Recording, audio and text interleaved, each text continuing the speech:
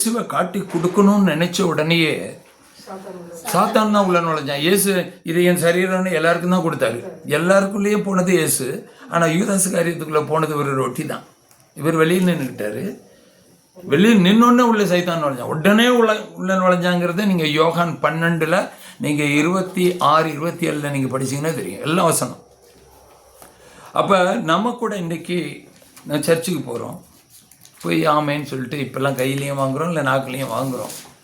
அப்போ கடவுள் நம்மக்கிட்ட ரொட்டி உருவத்தில் தான் வர்றாரு. நம்மளும் யூதாஸ் காரிச்சு செஞ்ச பாவம் என்ன? அவன் பாவம் செஞ்சுட்டானா? அந்த பிசாசு உள்ள போது இயேசு போகல, வெளியில் நின்றுட்டாரு. அப்போ அந்த டைமில் யூதாஸ் காரியத்தை என்ன பாவம் செஞ்சான்? காட்டியே கொடுக்கல. இன்னும் இதுக்கு பிறகு தான் காட்டி கொடுக்கறது. காட்டி கொடுக்கணுங்கிற எண்ணத்தை அதே யோகான் 12 13 வசனத்தில் பிசாசு யூதாஸ் காரியத்துடைய இருதயத்தை தூண்டினான். குரு துரோகம் பண்ண இயேசு காட்டி கொடுக்கணுங்கிற எண்ணத்தை மனசை அவன் தூண்டி விட்டானான். புரியுது இல்லையா? அப்போ இவனுக்கு காட்டி கொடுத்தா 30 வெள்ளி நாணயம் கிடைக்கும், 30 வெள்ளி நாணயம் கிடைக்கும். அந்த ஆசையில் தான் இருக்கும், பண ஆசை.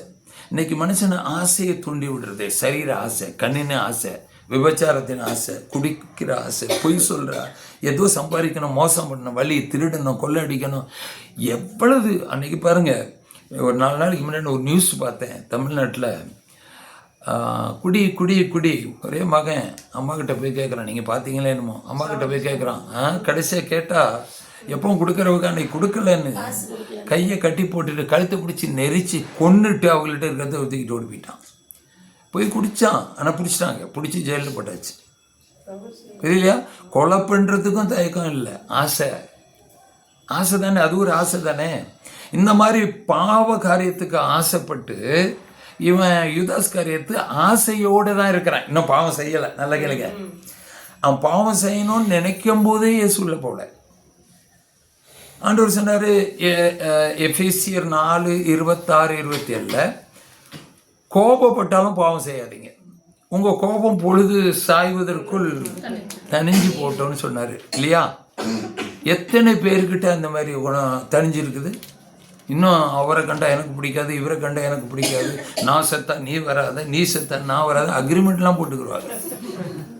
இப்படிலாம் மனசுக்குள்ள வைராக்கியம் வெறுப்புகளை வச்சுட்டு நல்ல ட்ரெஸ்ஸு கோட்டு சூட்டெலாம் போட்டுட்டு நல்ல ஒரு பட்டு சீலெல்லாம் கட்டிக்கிட்டு அப்படியே மேக்கப் பண்ணிக்கிட்டு அப்படியே தேவதூதர்கள் போல போய் ஆமேன் நாக்கு இந்த ஒட்டகம் நாக்கு நீட்டு மயிட்டி வாங்கிட்டு வந்தால் இயேசு போகிற உள்ள.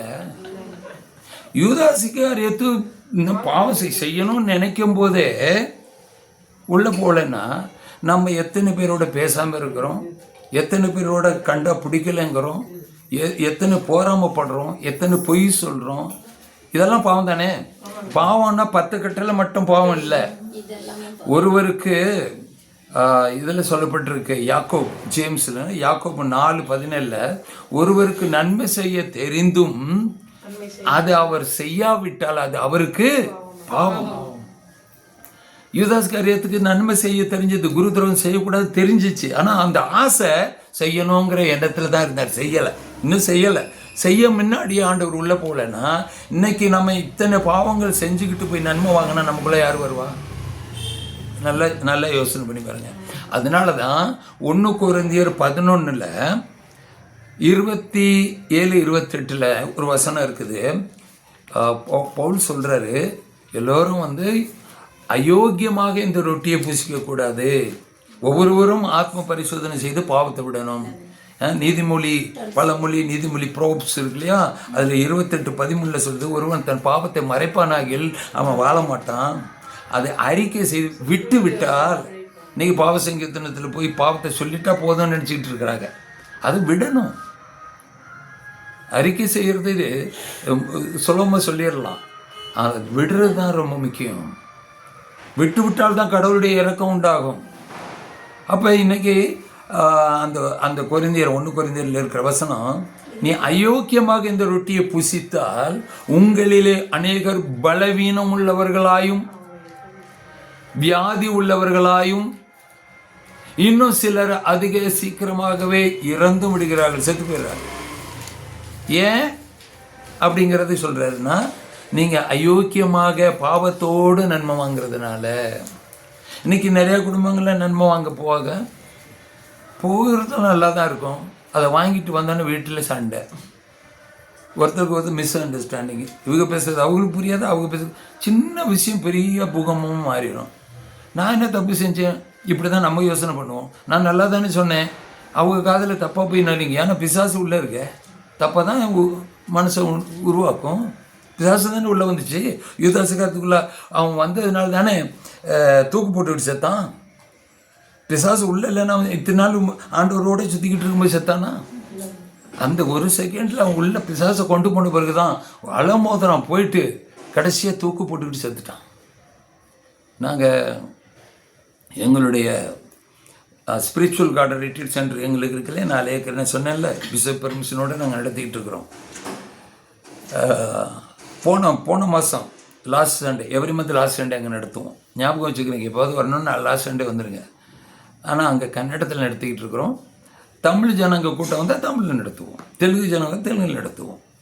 இப்போ அந்த இடத்துல போன மாதம் கடைசி லாஸ்ட் சண்டே நல்லா ஜெபிச்சுக்கிட்டு இருக்கிறோம், முட்டி போட்டு. நிறைய ஆண்டவர் எனக்கும் வெளிப்பாடுகளை கொடுப்பாரு. இப்போ அதிகமாக என் மனைவிக்கும் நிறைய வெளிப்பாடுகளை கொடுப்பாரு. ஃப்ரான்சினாக்கு தெரியுமில்ல, ஃப்ரான்சினாக்கு தெரியும்.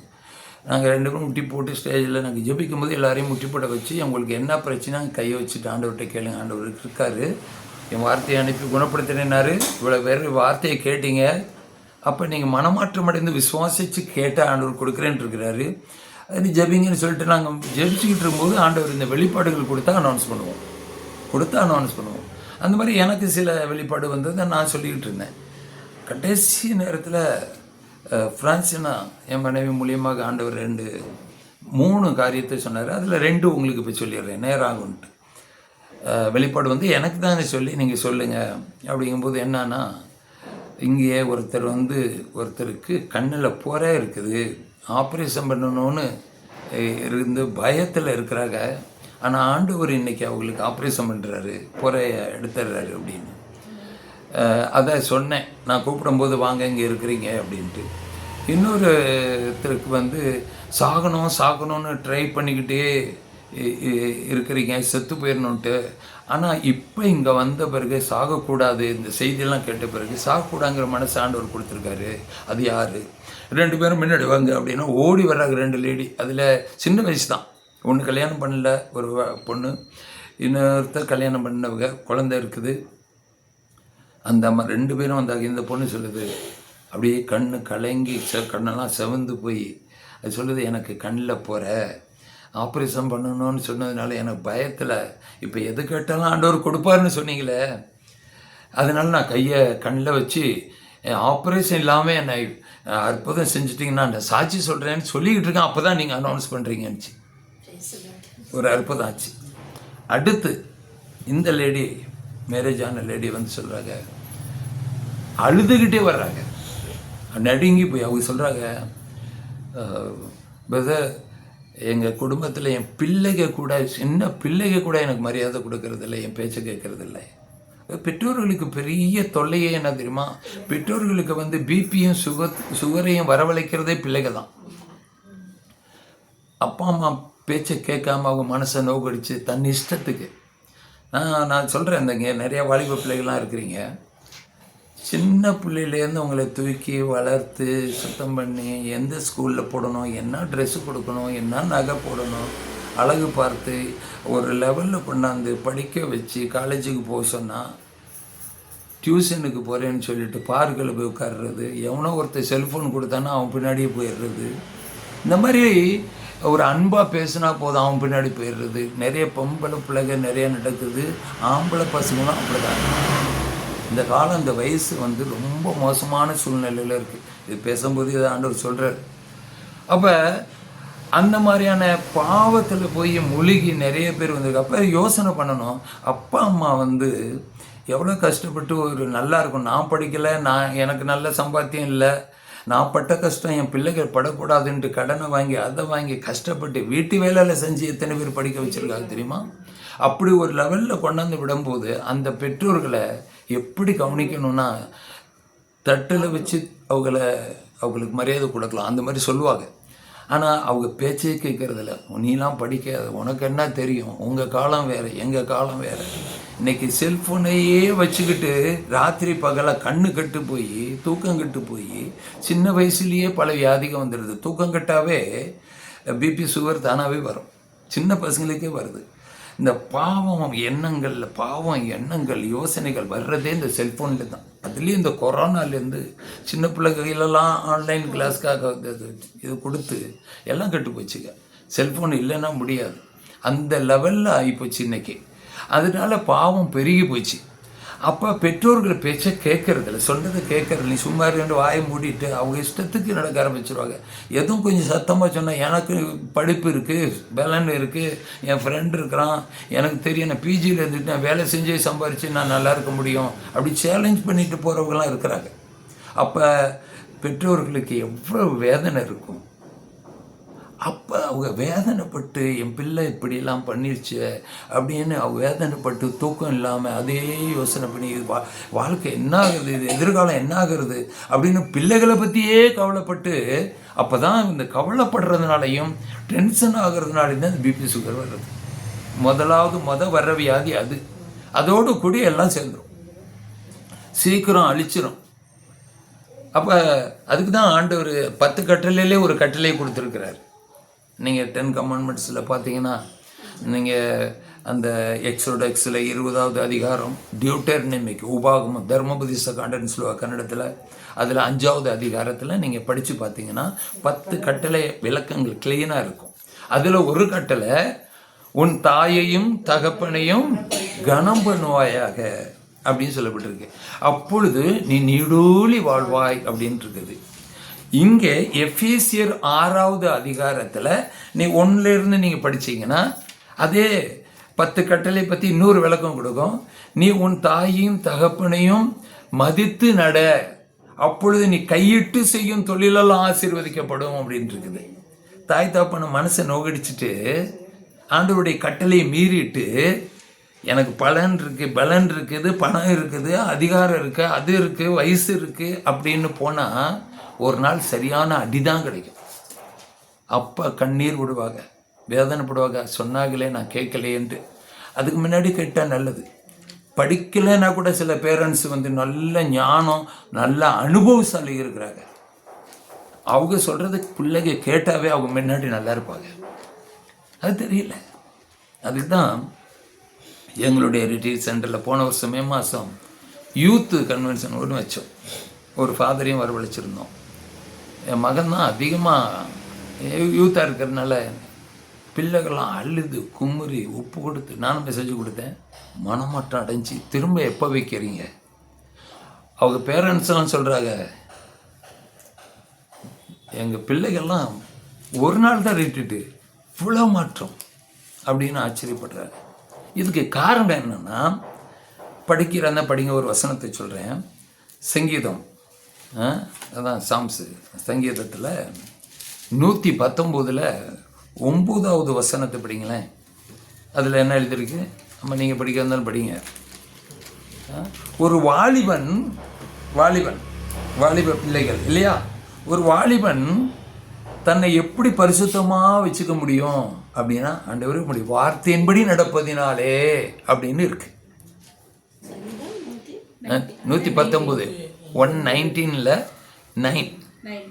நீங்கள் படிங்களேன். How can a young man keep his life pure? How can young man, அந்த வாலிபர்கள் எப்படி அவங்க பரிசுத்தமாக வாழ முடியும்? By obeying your commands. ஆண்டவருடைய கட்டளையின்படி, அந்த வார்த்தையின்படி. அதில் கன்னடத்தில் கமாண்ட்ஸ் அப்படின்னு கட்டளைன்னு இருக்கு இங்கிலீஷில். ஆனால் கன்னடத்தில் எப்படி இருக்கு? தமிழா படி. மாசற்றதுன்னா பரிசுத்தமாக, நம்மளை பரிசுத்தமாக பாதுகாக்க, நம்ம பாடி, கண்ணு, மனசு, யோசனை, செயல் எல்லாத்தையும் நம்ம சரீரத்தை எப்படி பரிசுத்தமாக பாதுகாத்து கொள்வது? உம்முடைய வார்த்தையை, அது அப்படி வருது இல்லையா? இதோ கமெண்ட்மெண்ட்ஸ் அதுதான், உன் வார்த்தையை கடைபிடிப்பதா. அப்ப கடைபிடிக்கிறதுனா அதை அனுசரித்து நடக்கிறது இல்லையா? இப்ப அனுசரி